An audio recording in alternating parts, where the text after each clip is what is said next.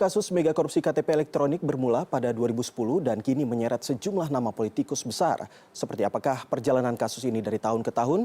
Kami akan menyegarkan kembali ingatan Anda dengan informasi kasus Rafael ini. menilai dakwaan yang diajukan jaksa tidak sah karena dilakukan dengan cara yang bertentangan dengan hukum. Pada sidang eksepsi atau pembacaan nota keberatan yang digelar di Pengadilan Tipikor Jakarta pada Rabu pagi tadi, terdakwa Rafael Alun Trisambodo melalui kuasa hukumnya menolak dakwaan jaksa atas dugaan gratifikasi dan tindak pidana pencucian uang yang menjeratnya. Rafael menilai uraian terhadap pasal dakwaan tidak cermat sehingga harus dinyatakan batal secara hukum. Assalamualaikum warahmatullahi wabarakatuh. Selamat pagi, selamat siang, selamat sore. Para viewer, para follower, para penonton dari akun YouTube Susno 2G. Kalau sudah menonton, jangan lupa ya, tekan tombol subscribe. Kemudian like. Kemudian di-share biar yang lain tahu. Dan dikomentari. Terima kasih. Matur nuwun. Thank you very much. Sukron. Arigatong. Assalamualaikum pemirsa, jumpa lagi di channel Susno 2G, channel di mana kita bisa belajar dan mendapat informasi tentang hukum, pariwisata, maupun pertanian. Untuk komentar yang masuk, nanti insya Allah akan direspon langsung oleh Bapak Susno, maka jangan lupa untuk menyebutkan domisili di mana Anda tinggal. Oh iya, tombol subscribe, like, dan share-nya juga jangan lupa ditekan, supaya tidak ketinggalan video-video lainnya. Baik Pak Susno, Iya. ngobrol lagi ya Pak ya. Oke, silakan. Ini Pak, ada boleh saya bilang tagline atau istilah atau apa ya, bahwa bangsa Indonesia adalah bangsa yang pelupa. Ikonnya, pelupa itu. Iya, bangsa yang pelupa. Karena apa? Dari beberapa perkara besar, kita nggak usah bicara yang 10 tahun yang lalu atau 5 tahun yang lalu ya Pak, mungkin dalam 2 atau 3 tahun terakhir lah, ada banyak perkara besar, belum selesai ini disidangkan, timbul lagi kasus, timbul lagi kasus, timbul lagi kasus, akhirnya yang awal ini jadi makin tenggelam dan makin terlupakan Pak. Misalnya ya Pak, ada kasus iktp. Kita juga sudah lupa itu sudah sampai mana itu kasusnya dibicarakan. Lalu ada kasus anak muda Mario Dandi, awalnya kasus penyiksaan, tapi ternyata buntutnya sampai kemana-mana. Itu 2 yang bisa saya sebutkan ya Pak. Mungkin nanti Bapak bisa menambahkan lagi, bagaimana itu Pak? Ya, kita kan kita sendiri yang mengatakan bangsa pelupa gitu. Dan pemaaf. Dan pemaaf. Ya pelupa itu apakah karena udah tua pikun kan usianya kan udah 78 tahun ya. Kemerdekaan. Tapi ada bangsa yang usianya udah ratusan tahun kok tidak pelupa ya. Atau salah makan obat kita ini.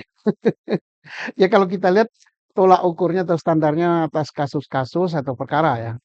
Ada memang perkara EKTP yang diajukan orang tertentu, tapi katanya waktu saat itu heboh, ada banyak yang terlibat gitu kan, yang menikmati duit itu.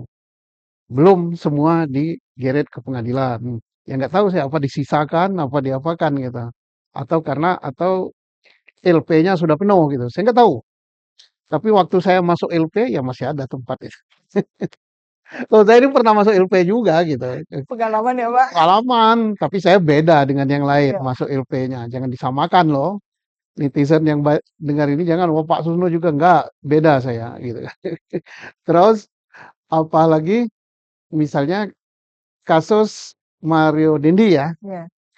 Ikutannya terungkap ada pencucian uang, ada kasus korupsi di bea cukai, ada dugaan kasus korupsi pajak dan lain-lain. Dan besar sekali gitu. 349 triliun kalau nggak salah. Sampai Pak Mahfud, sampai Bu Sri Mulyani dan lain-lain. Heboh. Tiap hari televisi memberitakan itu. Twitter, tweet aja tentang itu.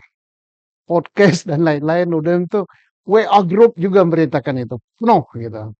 Lama-lama begitu Mario Dendi ya? Iya. Dan bapaknya diajukan tersangka, hilang yang ini.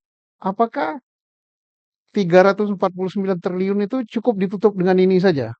Padahal salah satu menteri mengatakan bahwa ini berasal dari apa itu masalah memasukkan impor emas gitu. Hmm. Tapi mana gitu? Dan jangankan mana, instansi mana yang menangani perkara itu juga nggak jelas.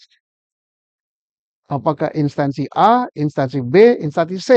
Hanya Pak Menteri itulah yang tahu, dia mengkoordinirnya kok. Sehingga orang berpendapat, loh kok gimana Pak Menteri sudah dihebohkan gitu kok nggak ada tindak lanjutnya. Muncul lagi kasus apa namanya BTS ya. Ya, Saya juga panjangan BTS juga nggak tahu gitu. Atau biar tetap stop gitu. Udah stop, hanya menterinya aja yang kena sama beberapa orang, bahkan yang siapa yang pakai belakangnya itu Wijaya itu, yang katanya itu yang ngatur masalah pembagian duit, nggak kena juga. ya. Terus katanya duit itu mengalir ke sejumlah orang yang terkait dengan nama-nama yang belakangnya ada orang kuat, yang nggak juga.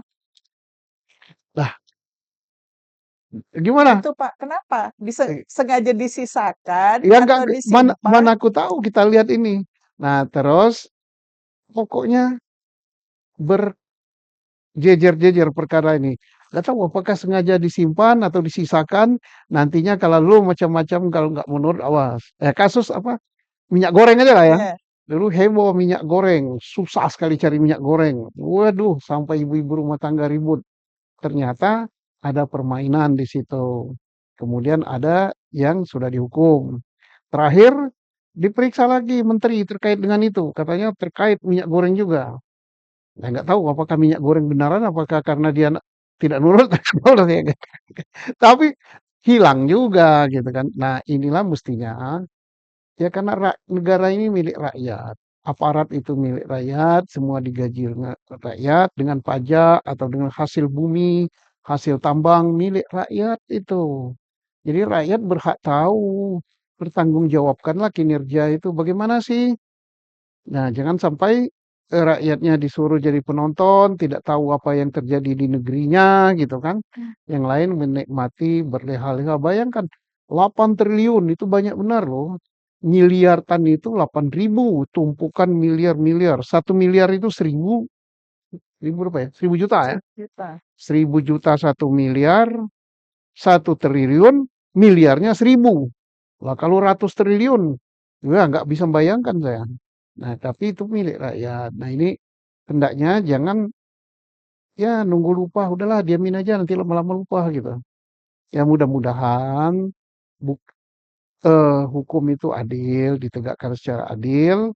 Apa yang kita selaku rakyat ini keliru, ya mungkin keliru pandang kita. Mungkin itu sudah diselesaikan secara tuntas, tapi lupa ngasih tahu rakyat, lupa informasikan ya.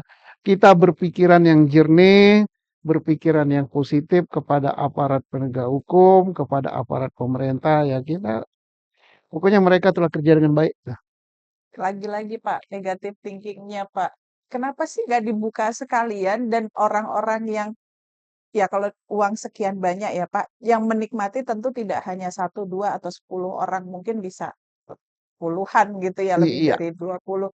Kenapa tidak dibuka saja sehingga yang namanya tersangkut ini pun jadi lega gitu loh. Oh iya, saya memang tidak ada kaitan loh dengan itu gitu. ya kalau saya kan positif thinking, mungkin, ya nah, mungkin, ya tanda petik mungkin. Mungkin aparat penegak hukum kita terlalu banyak yang ditangani gitu kan. Terlalu banyak kasus ya. Terlalu banyak kasus, belum tuntas gini, udah nongol lagi. Kita anggap saja dia sehari kerja 49 jam. Padahal sehari itu hanya 24 jam ya. Sehingga tersisa gitu aja. Bukan disengaja gitu. Tidak sengaja karena tidak ketanganan. Ya mungkin tiap menit ada kasus ya. Nah, tapi sebenarnya kalau kita negatif thinking, wah ini sengaja disisihkan, wah ini sengaja ada itu. Nanti kita bisa stres sendiri gitu mikirin itu. Udah kita positif thinking saja ya. Enggak, itu aparat telah kerja baik, penegak hukum sudah baik. Hanya memang tenaga yang kurang gitu kan. Kemudian datang kasus baru sehingga tersisih gitu. Terlupakan, tapi catatannya masih ada gitu. Apalagi di hati, di pikiran rakyat gitu. Itu tidak mungkin terlupakan. Kalau lupa ya tanya aja pada rakyat, Pak, kasus ini kali lupa gitu. Nah, jadi aparat yang bertanya, "Bapak masih ingat nggak gitu siapa-siapa yang terlibat?" gitu. Rakyat bisa jawab kok. Tapi kan lalu munculnya nih Pak di saat-saat yang panas nih Pak, seperti sekarang ini nih di tahun-tahun politik, itu kembali tiba-tiba Heeh. muncul, tiba-tiba, ini loh si ini dulu kasusnya ini gitu. Ya kita positive thinking lagi Bapak suka gitu. positif Ya thinking. makanya saya nggak stres gitu. Supaya tetap awet muda jadi petani ya. Kalau petani itu selalu berpikiran baik gitu. Nggak ada pupuk berpikiran baik. Kita anggap pabriknya mesinnya panas sehingga tidak produksi. Atau mungkin yang mengoperasikan mesin sedang ngantuan tidur sehingga kurang produksi. Udah positive thinking aja. Bukan diselewengkan gitu kan. Nah sama dengan ini gitu kan. Oh bukan ini kasus itu disisakan, disengaja kalau hal-hal sudah saat genteng masalah politik, ada yang nggak nurut, kemudian diangkat-angkat. Walaupun orang itu belum tentu bersalah gitu kan. Tidaklah, aparat kita baik kok. Kalau gitu berarti ada yang mengatur dong Pak, ini kapan ya dikeluarkannya, nanti saja tunggu gitu. Ya nggak ada yang ngatur, yang mungkin itu karena tumpukannya sudah banyak di atas meja, jadi terlupakan. Tapi kalau mungkin di atas meja itu ada tikus lewat, klik, mapnya terbuka, terbaca, oh ya yang ini belum selesai, gitu kan. Ya gitulah. Apa nggak bisa dibagi tim gitu Pak, tim yang A menangani kasus ini, tim B menangani kasus ini, atau kekurangan aparat sih Pak sebenarnya? Ya mungkin kita positive thinking lagi, kasusnya itu banyak sekali, lebih banyak kasus dari orangnya, nah, gitu kan. Jadi tidak ada bahwa tajam ke bawah, apa namanya? Tajam Tajam ke bawah, tumpul tumpul ke ke atas. atas. Justru kita balik berpikiran bahwa hukum itu lebih tajam ke atas daripada ke bawah. Gitu saja. Nah, kalau enggak kita nanti stres, cepat tua, darah tinggi gitu kan. Nggak mau kerja, males gitu. Ya udah jadi happy-happy aja. Jadi rakyat tuh paling senang kalau happy. Apalagi kalau jadi petani kayak saya ini. Sekali-sekali pakai jas nih, biar kayak menteri juga gitu kan. Jadi kalau saya pakai capel, pakai sarung, pakai itu kan nggak gaya. Jadi itu kan petani pun bisa gaya pakai jas, tapi harganya murah. Hmm. Jadi apa dong Pak, ini sebagai kita sebagai masyarakat ini harus berharap sejauh apa untuk penyelesaian kasus-kasus yang Ya tadi itu Pak? kan ada ajaran agama, ya bisa begini harus begini, paling kecil kan berdoa. Ya kita berdoa setiap selesai sholat, mudah-mudahan berdoakan sebagai aparat kita sehat walafiat, lahir batin, bekerja dengan baik gitu, akan adil sehingga negara ini makmur dan sejahtera. Saya berdoa gitu aja, insya Allah. Nanti Allah, wah alangkah ilmunya, bagusnya hambaku satu ini. Langsung justru kita diberi rezeki oleh Allah, aparat kita juga tambah lama tambah bagus gitu. Berarti invisible hand atau kekuatan superpower di belakang semua ini boleh kita hilangkan Pak? Atau boleh sedikit aja? Ya nggak ada. Impossible hand tuh nggak ada. Negara ini baik-baik semua kok. Pemimpin kita baik, pemimpin partai baik, pemimpin elit pemerintah baik, aparat penegak hukum baik gitu. Kalau nggak baik mungkin nggak sengaja gitu lah.